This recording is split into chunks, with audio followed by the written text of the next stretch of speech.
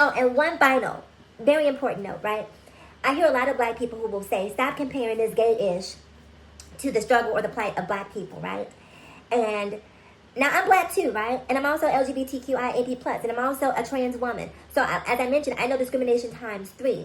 And what I need black people to understand is when I compare my LGBTQIAP+ discrimination to those of the black community, I'm not comparing the LGBTQIAP+ struggle to the black struggle. What I'm comparing is bigotry to bigotry, okay? So that's what we're comparing, right? And so if you say stop comparing, what that tells me is you're not looking at what the comparison is, because discrimination is discrimination. And if you can see discrimination, then you clearly see what I'm referring to. But it's much easier for you to disregard what I'm saying by saying stop comparing this to that, okay? Well, don't compare this to that. Drop the race, drop the sexual orientation, drop the gender identity, and just look at discrimination versus discrimination, and you tell me, can you see the parallel? Good morning, cis women. I don't know who needed to hear this, but I needed to say this. Yes, my name is the Masked Trans. That is why I'm wearing this mask, not because I'm embarrassed about being trans. It's because I like to keep my internet life and my personal life completely separate.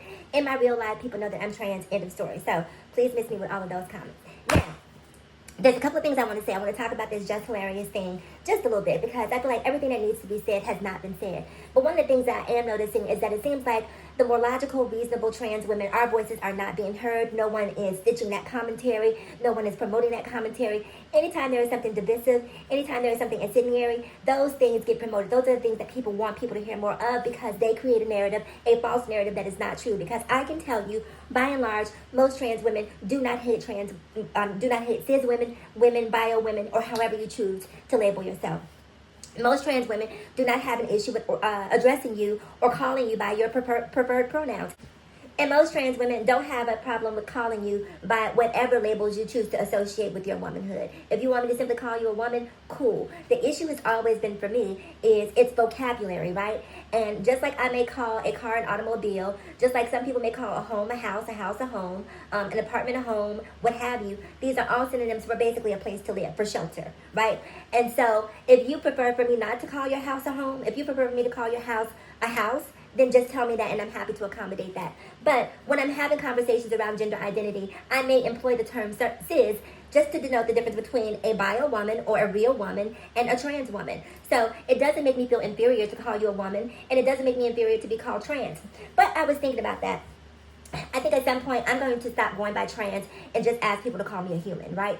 I don't want to be labeled a trans because for whatever reason, calling me trans seems to erase my humanity. So maybe if I just have people call me a human, it will remind them at the end of the day, I'm just like them. I'm made from flesh and blood. I have real feelings and real emotions. So at this point I'm debating, do I want to be called a trans woman or just a human woman, right? So moving forward from that, we had this conversation about periods. And I don't really understand what the conversation was about. I've said this in previous videos. I disagree with the commentary that the trans person made. I don't even know if they're technically trans because they're going in, they're going out. I don't know how to label them. I can't quantify anyone else's gender identity, so I'm going to leave that alone. However, since those feelings are, or that statement is being attached to a community that I'm a part of, I'm going to speak out against it and say that what that person said or did was not cool. I disagree with it 100%. I'm not here to police anyone's body. I'm not here to police anyone's bodily functions. I really don't give any time or energy to what your bodily functions may or may not be. Just never crosses my mind. But for whatever reason, we seem to be in a day and age where you have all of these sort of radical, critical thinking processes that are really just causing a fray that doesn't need to be frayed, okay?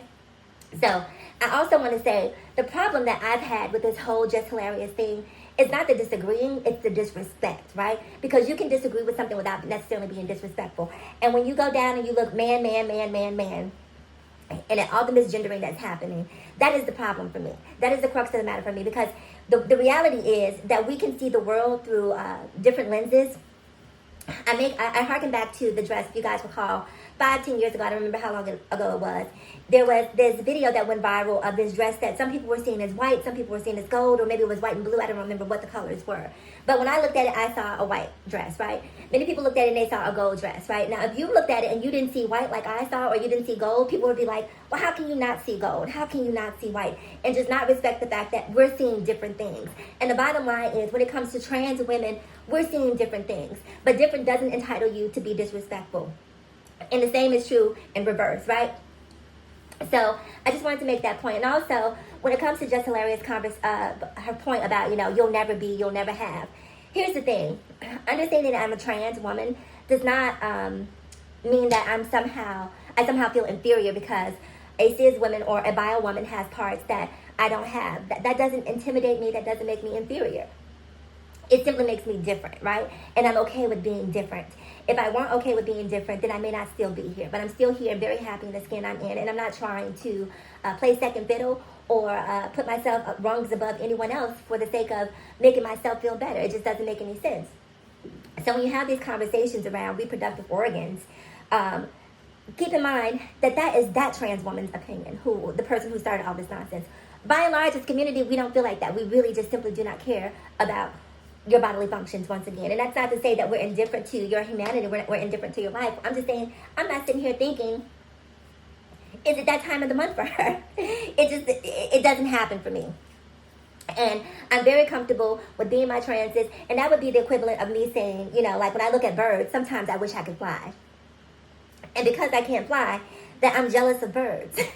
Now, that's crazy because I'm not jealous of birds, but it doesn't change the fact that, at some point I'm like, damn, how nice would it be to just fly over this traffic? But I can't do that. So you accept that and you move on in life. Jess Hilarious said in her video that, what's the difference between trans women and people who are in a straitjacket, essentially saying that we have mental health issues. I can assure you that I am well adjusted. I am quite sane and happy to take any psychological test that you need to validate that.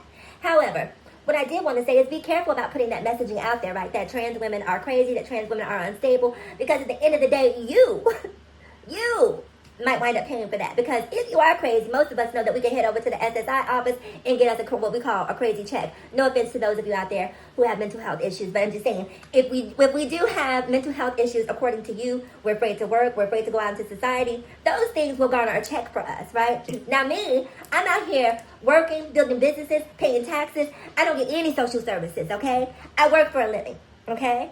As a trans woman, I work every single day to pay for the beautiful roof that is over my head, to afford the lifestyle that I want to live, and none of your tax dollars are paying for that. But if you continue with this narrative about trans women being crazy, then, who knows what benefits may come to the trans community as a result of that. So just be careful about that.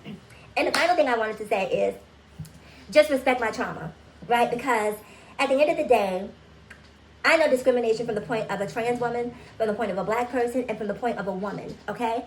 Now, there are going to be nuances in that because I'm a black trans woman, but what I'm saying is I know discrimination times 3, right?